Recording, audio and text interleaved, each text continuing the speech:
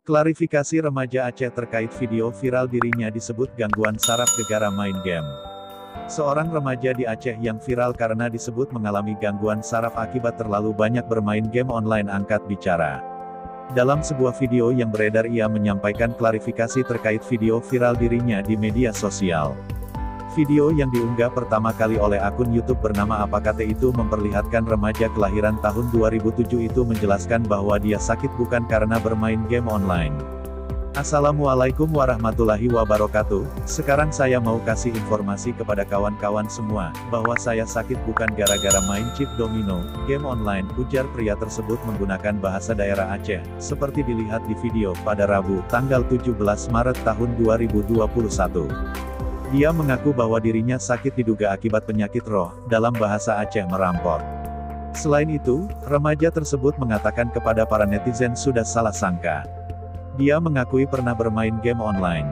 Namun, menurutnya, dilakukan hanya sebagai konten. Dia menambahkan, agar video yang viral tentang dirinya disebut korban game online untuk dihapus. Jadi saya harap pada rekan-rekan semua, dihapus saja video saya yang dinyatakan korban game online, ujarnya. Sebelumnya, video seorang remaja di Aceh dengan kondisi tangan dan kaki terus bergerak disebut akibat kecanduan bermain game viral di media sosial. Pihak rumah sakit belum memastikan penyebab gangguan pada pasien tersebut.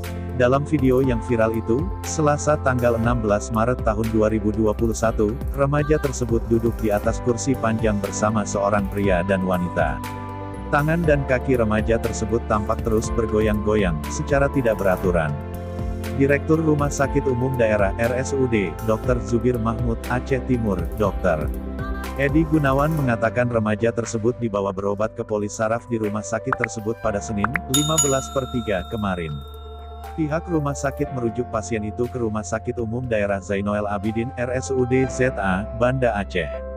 Surat rujukannya dikeluarkan kemarin juga, kata Edi saat dikonfirmasi seperti dikutip dari Detikcom. Dia menyebut pasien dirujuk untuk pemeriksaan lebih lanjut di rumah sakit milik pemerintah Aceh. Dokter di sana belum memastikan penyebab gangguan pada remaja tersebut. Anjuran dokter sarafnya dirujuk ke RSUD ZA untuk pemeriksaan lebih lanjut, terkait kemungkinan adanya gangguan di saraf kepalanya yang menyebabkan gejala klinis tersebut, jelas Edi. Belum ada yang memastikan penyebab gangguan dan gejala klinis pada anak tersebut, lanjutnya. Sumber, acehserambi.com